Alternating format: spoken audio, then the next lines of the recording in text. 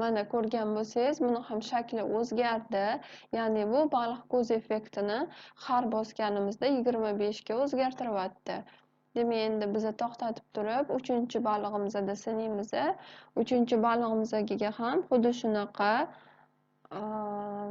Sprite bosilganda blokini olib kelamiz va ko'rinish bloklariga borib, uni ham effektini 25 ga o'zgartirni olib kelib, bu safar bunga rangni emas, yorqinlikni, ya'ni rangi, to'g'ri, rangi o'zgarishini qo'yamiz va yana boshlash belgisini bosib sinab ko'ramiz.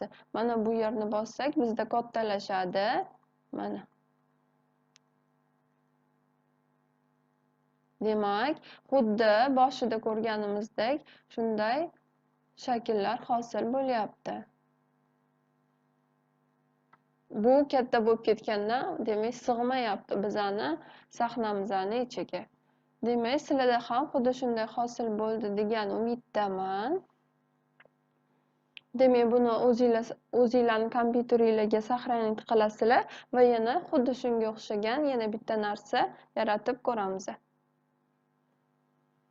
Demak, keyingisida bizaga keyingi kerak emas, keyingini o'chirib tashlaymiz va keyingisiga biza mana qo'ng'iz spraytlarini olib kelib, qo'ng'izchalar bilan ishlaymiz.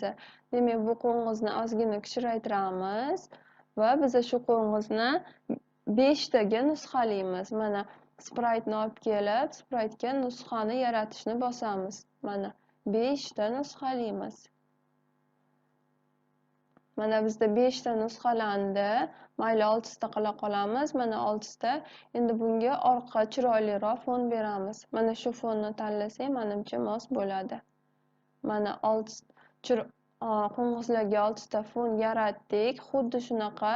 Demak, boya biza yaratgandek, bular ham yashil bayroqcha bosilganda tinmay harakatlanishi kerak. Demak, 10 qadam yuradi va chegaraga tegsa, chegaraga qaytadi va buni biza har doim takrorlab blokiga qo'yamiz va tekshirib ko'ramiz. Demak, bu juda ham tez. Biza buni 5 qadam qilib ozgina sekinlashtiramiz va buni ozgina tabiiy uchayotgandek qilib 15 gradusga ozgina buramiz. Mana shunday. Demak, bu hodisa biza yashil bayroqcha bosganimizda shunday harakatlanishi kerak. Demak, biz qizil bayroqchani bossak, qizilni bossak to'xtaydi, yashilni bosib yana harakatlantirib ko'ramiz. Demak, xuddi shuni men qolgan qo'ng'izlarga ham nusxalayman.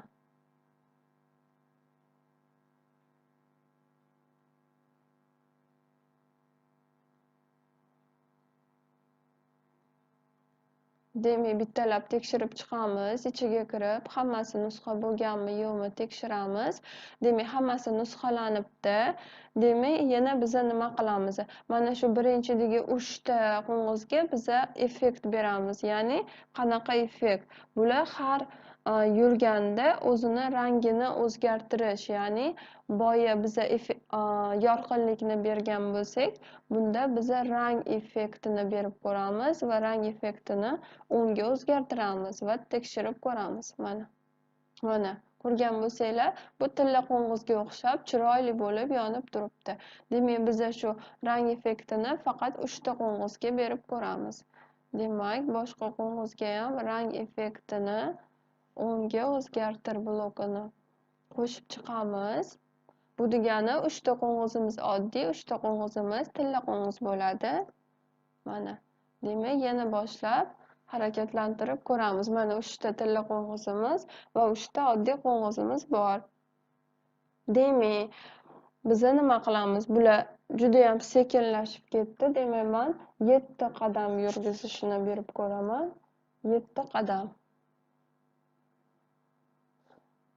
7 qadam ham kamroq shekil. Unda men 10 qadam beraman. Mana menimcha 10 qadam yaxshi. No. 5 qadam ham yomon emas. Qo'ng'izlar unaqa tez yurmaganligi uchun.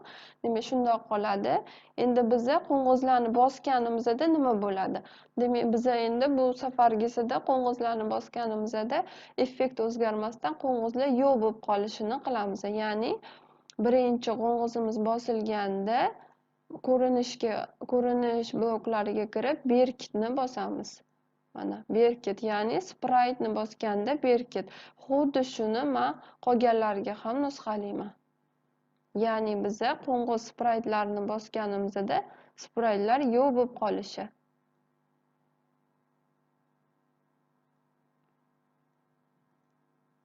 Nusxalaganimizda har doim tepaga nusxalanadi. Bittalab tekshirib chiqishimiz kerak va ajratishimiz kerak, chunki tepaga yopishib qolsa ko'rmasliginglar mumkin. Mana shunday qilib chiqdik va o'yinni yana boshlaymiz. Mana tilla qo'ng'izni bosdim, oddiy qo'ng'izni bosdim. Mana.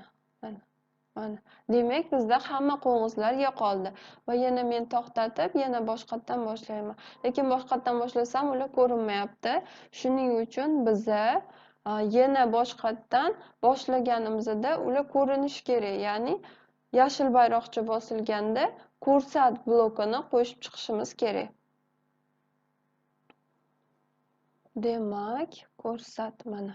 Yashil bayroqcha bosilganda ko'rsat. Mana yashil bayroqcha bosilganda demak ko'rinishi kerak. Mana to'xtatib turib, hamma qo'ng'izlarimizga mana shunday bloklarni qo'yib chiqamiz.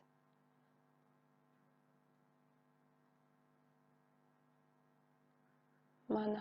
Demak, yashil bayroqchani bosganimda hammasi ko'rindi va men uni spraytlarni ustini bosganimda spraytlarim berkinib qoldi, ya'ni yo'qolib qoldi mana. Yo'qolib qoldi va men to'xtatib, yana yashilni bossam va yana qaytadan boshlanadi. Va ya'ni bugun biz sizlar bilan yangi bloklarni o'rgandik. Yangi darsimizni hammanglar tushundinglar deb o'ylayman. Va endi men sizlarga uyga vazifa qilib, o'zinglar xohlagan hayvonlarni tanlab, ularga har xil effektlarni berish bu sizlarga uyga vazifa.